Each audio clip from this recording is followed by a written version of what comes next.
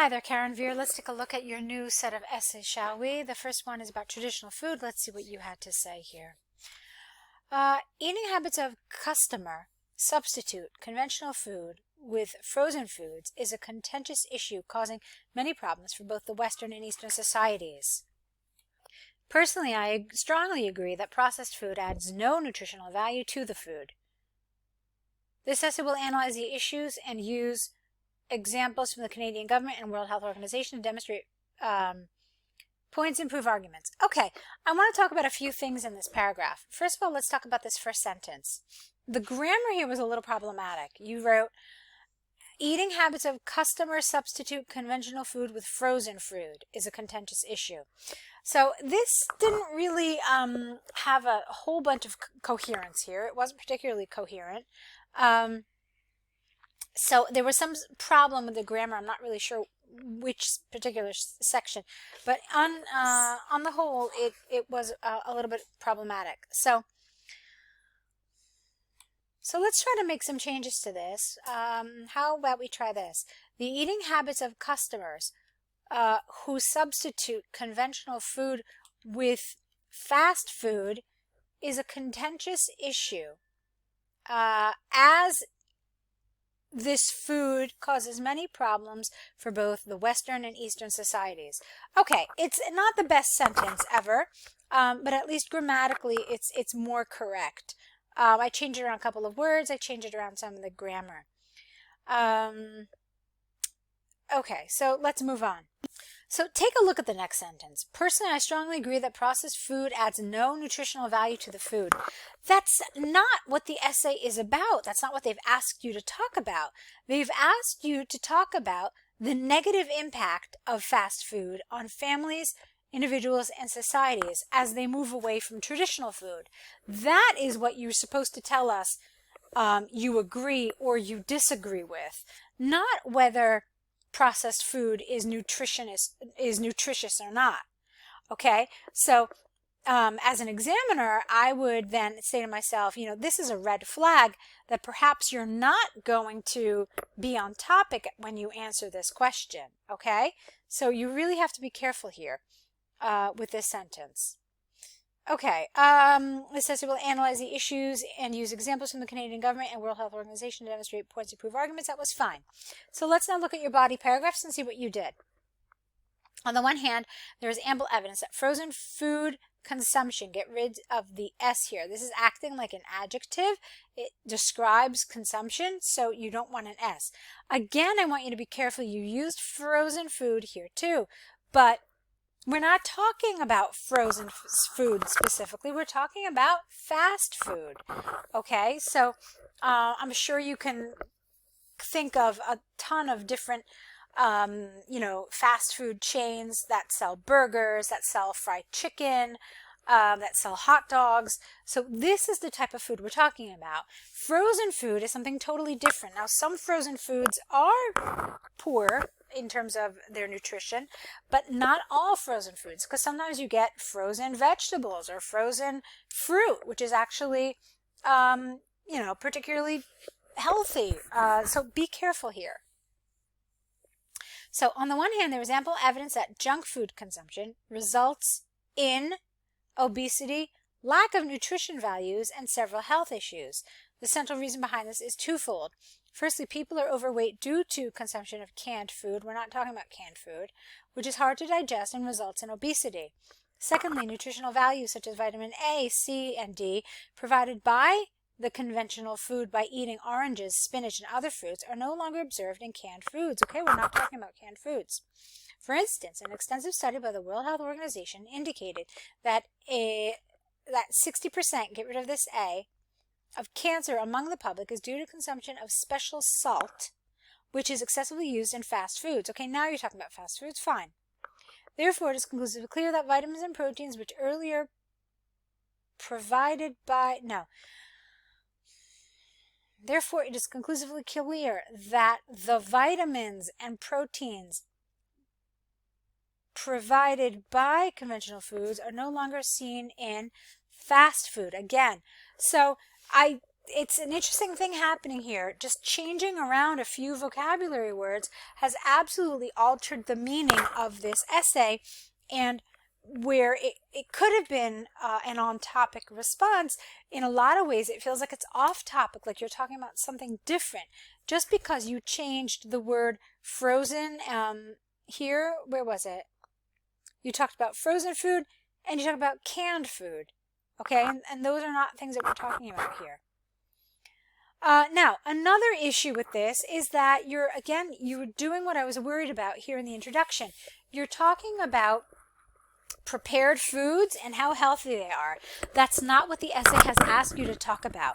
The topic covers something much different. It's asking you, I'll tell you once again, it's asking you if the replacement of traditional foods by fast food has a negative impact on families, on individuals, and society. Okay, so not really what the first body paragraph covered at all. Let's go on though.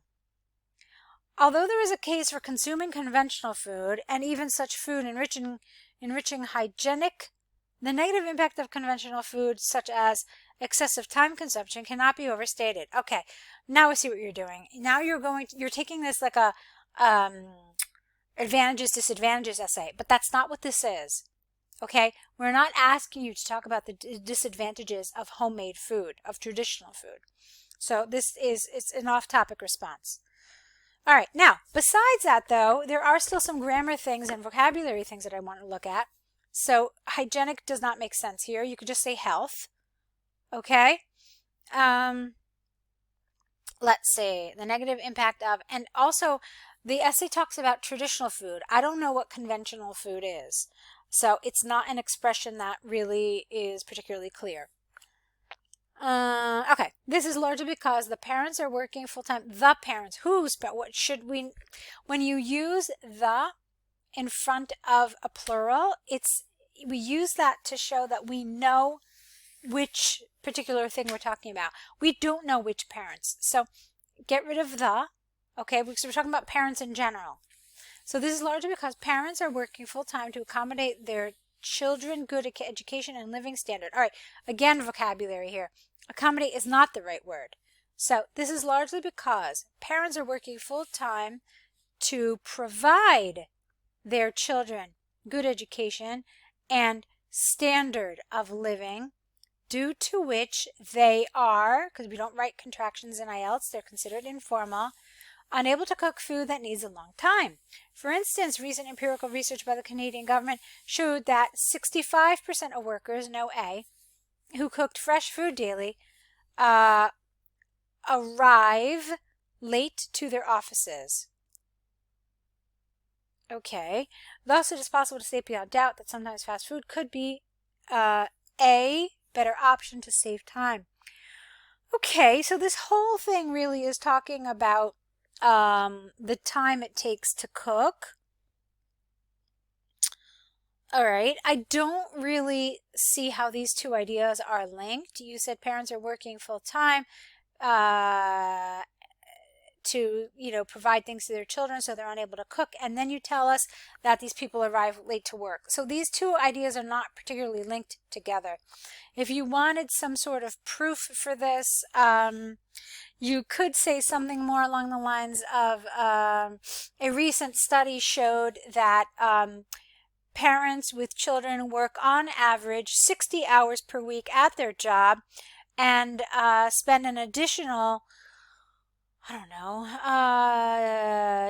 hours a week helping their children with schoolwork. Therefore, working parents have very little time to cook traditional foods. All right, so that would have made sense, based on what you were saying here. However, again, I just want to say that it's still an off-topic response, okay? But I am telling you this because I want you to understand how your sentences need to be linked together, how your ideas need to be linked together, okay? Because this support didn't really link back to this. But again, it's a moot point because the paragraph is off topic. You weren't supposed to talk about this. So take a look at your Conclusion: to conclude from the arguments and examples given, I firmly believe that if conventional food is gaining popularity among people, there would be more positive implications. All right, there's a problem here with the grammar. If conventional food is gaining more popularity, there will be more positive implications. All right, so I hope you understand why this answer is off topic. Just to kind of put it out there one more time, you were supposed to talk about the negative impact of families, individuals, and society by fast food replacing traditional food. There are a lot of different ways to do that. You can talk about individuals and families in one paragraph and how fast food is affecting them negatively. And then you can spend another paragraph talking about how fast food is negatively affecting society. Okay? So that's one way of many. There are a ton of ways, believe me. One thing that you could do instead is you could say that it's negatively affecting individuals and families, but hey, for society, it's wonderful, okay? Because it's creating jobs, because it's helping people who do not have time to cook.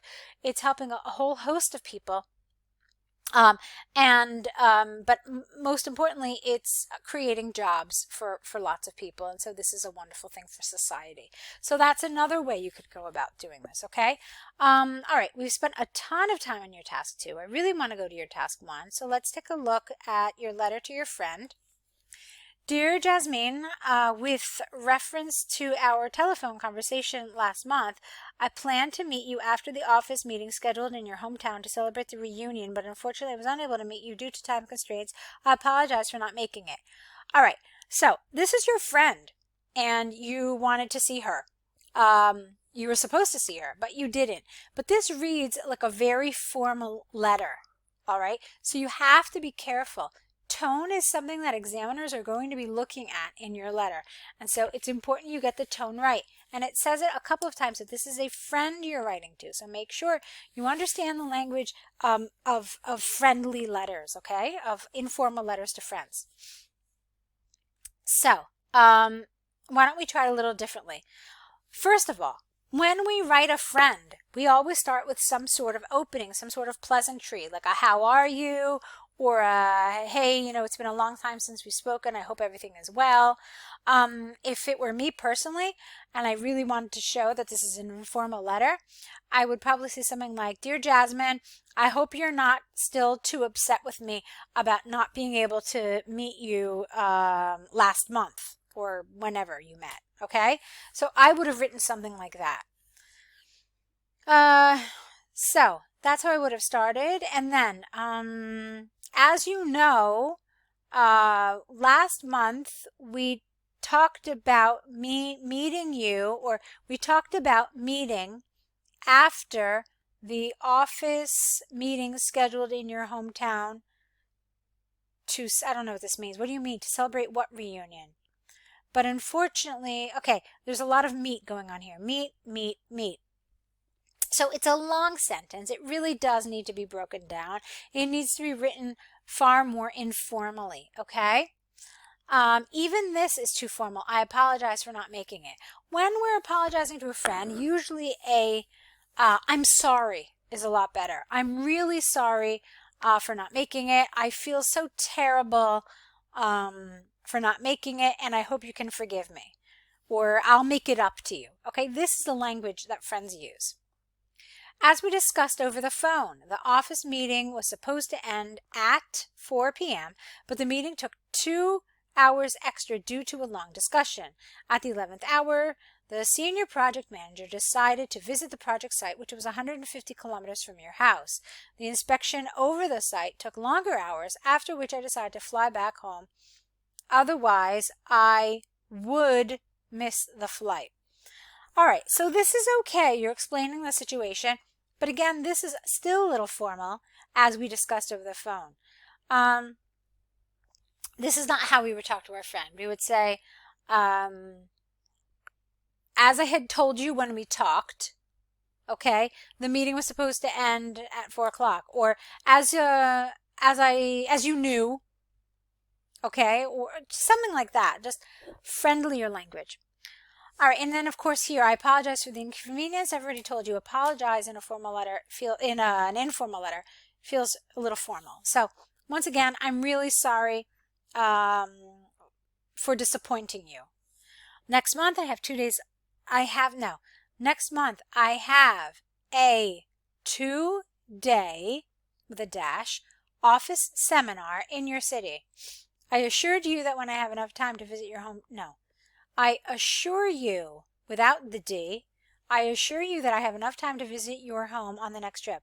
Once the flight tickets are confirmed, I will share the itinerary. Yours sincerely. We put a lowercase s on that second word.